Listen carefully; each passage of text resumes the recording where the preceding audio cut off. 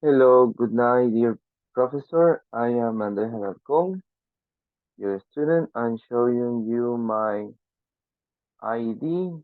Here you can see that me. Okay, I'm going to explain the topic related with grammatical devices.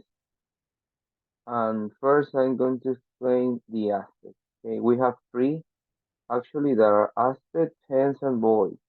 Okay, in relation with aspect, we have that Borneo says that a student that states that aspect is the name by which birds are referred to and the closest they appear to.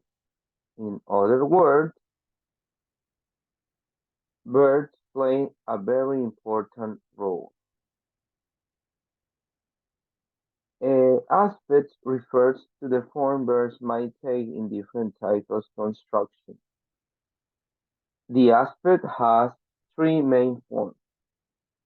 The simple aspect that consists of the verb stem considering the person used as subject, singular or plural.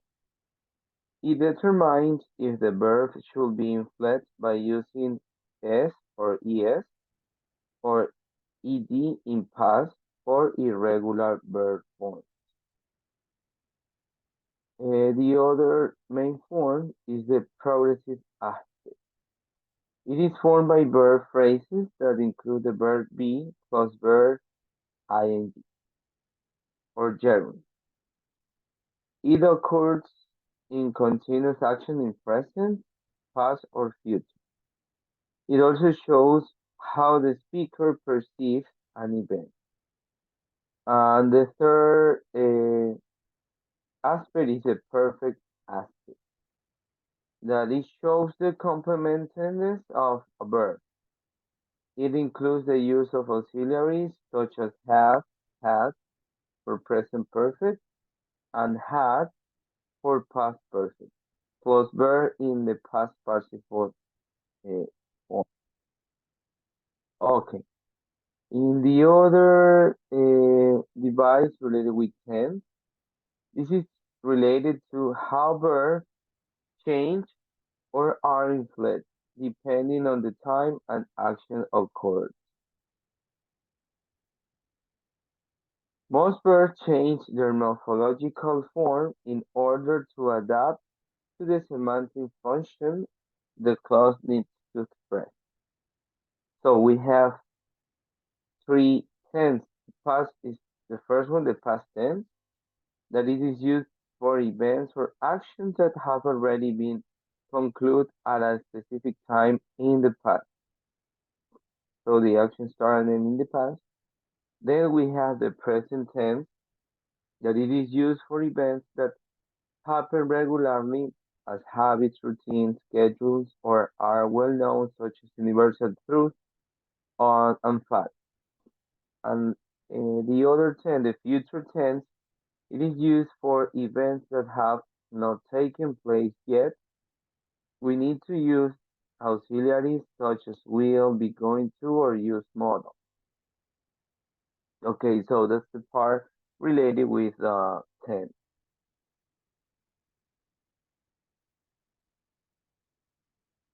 The other device is related with the voice.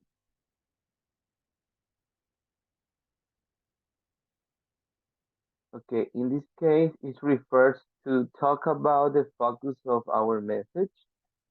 In other words, what is the most important we need to express?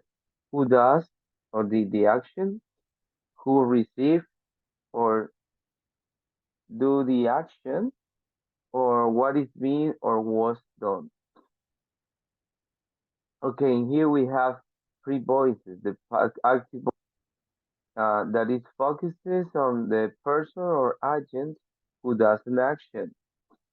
For example, Christopher Columbus discovered America uh, in the 14th century, in 1492. The passive voice refers or gives emphasis to those NPS, noun phrases, who receive or are affected by the action. For example, the Americas was discovered by Christopher Columbus in 1492. Now, in related with the middle voice, it has some specific characteristics that combine both active and passive construction. Due to the structure of the middle voice follows the same structure of an active construction. Uh, what else?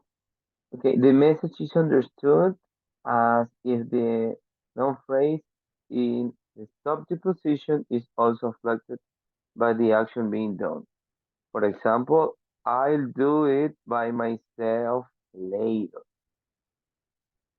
Okay, that's what I could explain about these grammatical devices, the aspect, the tense, and the voice.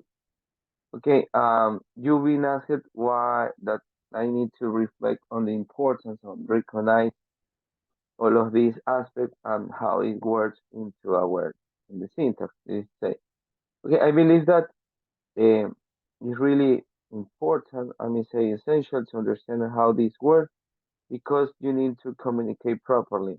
You need to understand the aspect because you need to understand if the verb you are using is working, what is the verb doing in your message. Okay, so we have to consider that. Okay, otherwise, when we refer about the tense for this reason, we need to uh, clarify if the action happened in the past, now, in the present, or it may happen in the coming future. For obvious reason, we have to understand in which way we are transmit our message. If it's an active voice, okay, or passive voice, or the middle voice. So all of these grammatical devices is really essential to understand how it works and how we integrate all of those into our speech or our the message we are giving to our listeners in order to have an effective communication. Um, what else? Uh, for obvious reason, I really believe that um, especially when it's an orally communication, uh, regarding with the use of the present tense, when we are using third singular personal pronoun, we have to stress the final position sounds. Okay, I know sometimes we Ecuador, especially people from the coast, sometimes like forget to pronounce the S at final position. But when we are talking in English, we have to consider to stress. Don't forget to stress.